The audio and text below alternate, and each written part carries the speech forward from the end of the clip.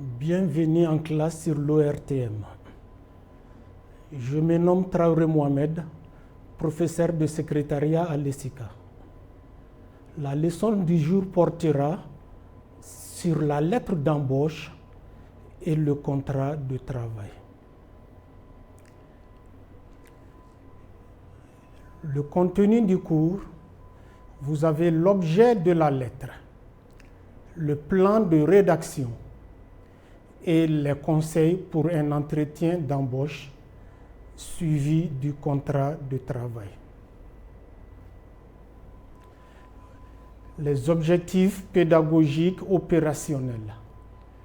À la fin de ce thème, l'élève doit être capable de savoir présenter un plan de rédaction, savoir rédiger une lettre d'embauche, savoir établir un imprimé de contrat de travail. L'introduction à ce chapitre. Et normalement, la lettre d'embauche peut se faire de façon orale.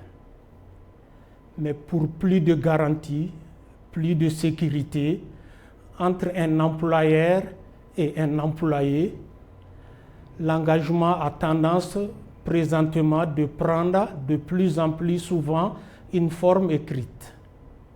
C'est pourquoi l'employeur sera amené à rédiger une lettre d'embauche. L'objet de la lettre d'embauche, c'est de confirmer par un écrit à un candidat qui a été retenu pour le poste et fixer les différentes conditions de cet emploi-là. Et ces conditions, elles concernent quoi? Nous avons le lieu d'affectation, c'est-à-dire l'endroit où la personne doit aller travailler. Nous avons les horaires de travail. Et très généralement chez nous, c'est de 8h à 16h. Nous avons la date du début de travail, ce qui correspond à la prise de service. Et nous avons également le salaire mensuel ou la rémunération. Vous avez là quelques conditions d'emploi. Le plan de rédaction de la lettre. Le plan de rédaction d'une lettre d'embauche ou d'une lettre d'engagement, c'est aussi une deuxième appellation, peut être le suivant. Il faut d'abord annoncer l'embauche au poste proposé. Avec une petite phrase ou dans une petite phrase, par exemple, nous portons à votre connaissance que votre candidature a été acceptée pour tel poste. Annoncer la date du début du contrat ainsi que le lieu d'affectation. Annoncer les horaires de travail, le salaire, les congés payés et les primes s'il y en a. Demander aux futurs salariés de retourner le double du document avec la mention lue et approuvée.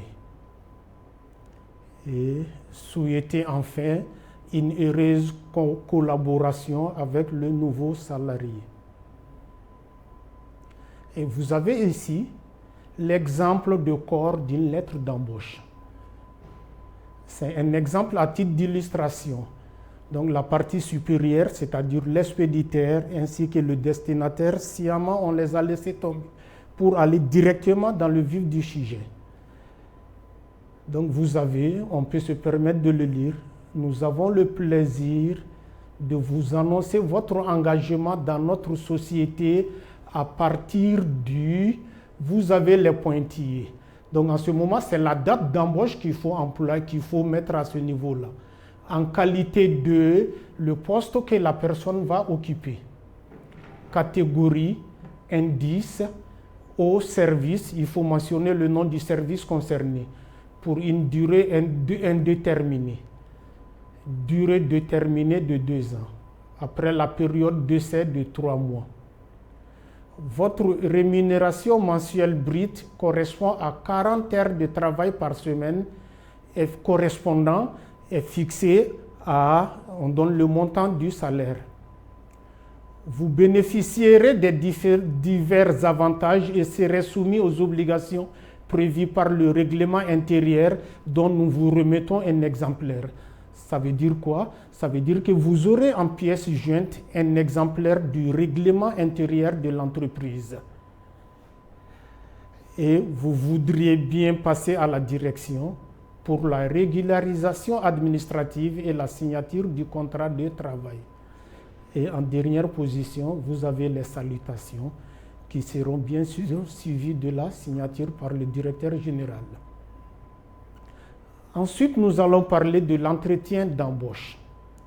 L'entretien d'embauche, c'est une opération qui précède bien sûr l'embauche. C'est une conversation qui est dirigée et qui permet de vérifier ainsi que de contrôler les résultats obtenus au cours des étapes qui ont précédé. Ici, nous avons affaire à l'objet de l'entretien. L'entretien a pour objet de déterminer la personnalité du candidat, ses aspirations, ses possibilités d'intégration au groupe, tout en l'informant des conditions de travail qui lui sont offertes si son embauche est confirmée. Les renseignements obtenus sont consignés dans un rapport ou sur une fiche. Donc, c'est cette partie-là qui nous amène plus tard à un autre chapitre qu'on appelle tout simplement une fiche d'évaluation, c'est-à-dire le profil de poste. À travers les renseignements consignés dans le rapport ou sur la fiche, on aura la possibilité d'établir le profil de poste qui fera l'objet d'un autre chapitre ultérieurement.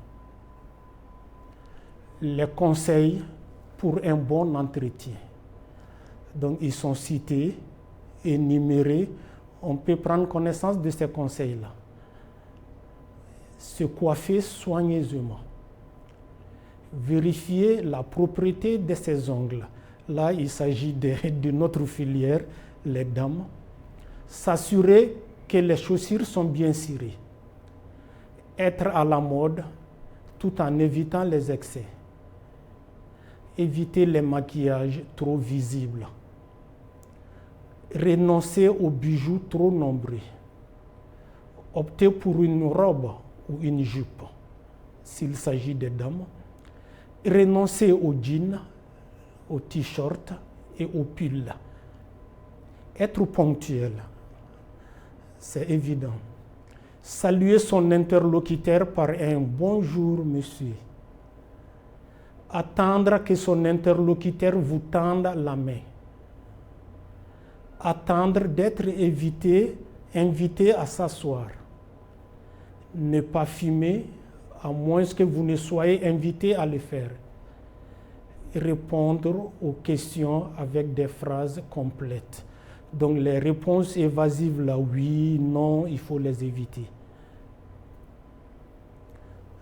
Le contrat de travail.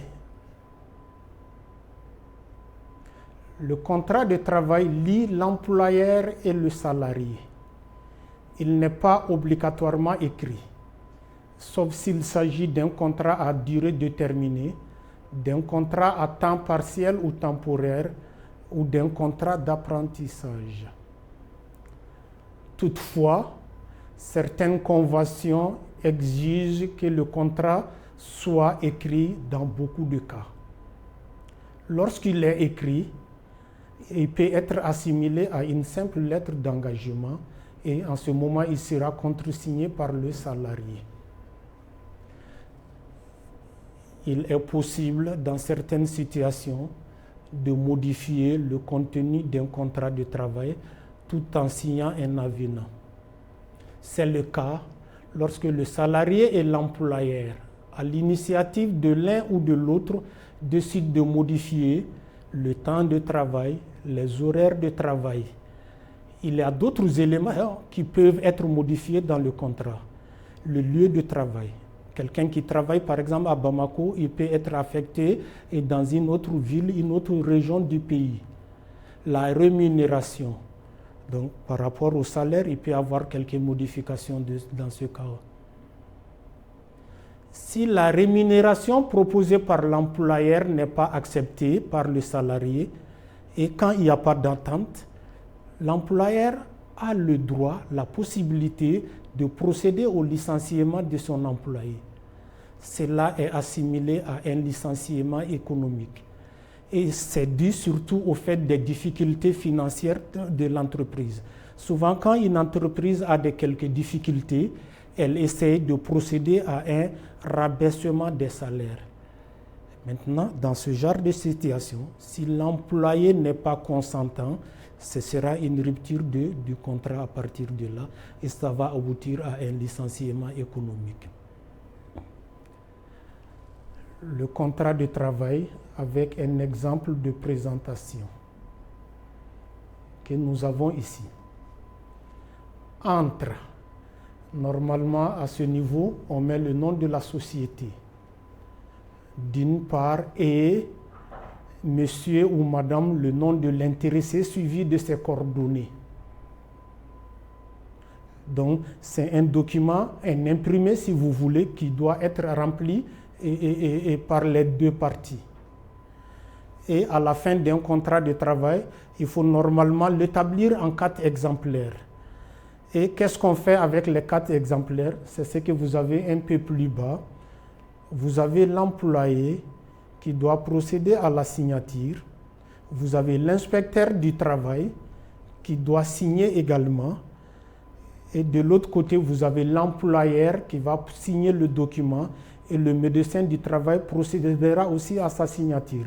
Donc les 4 exemplaires, un exemplaire sera remis à chacun de ces 4 parties-là pour qu'elles prennent connaissance du contenu du contrat de travail et savoir désormais qu'entre telle personne et telle entreprise, il y a eu un accord, il y a eu une convention. Et voilà ce qu'on pouvait retenir par rapport à ce thème. Je vous remercie. À bientôt pour un prochain cours.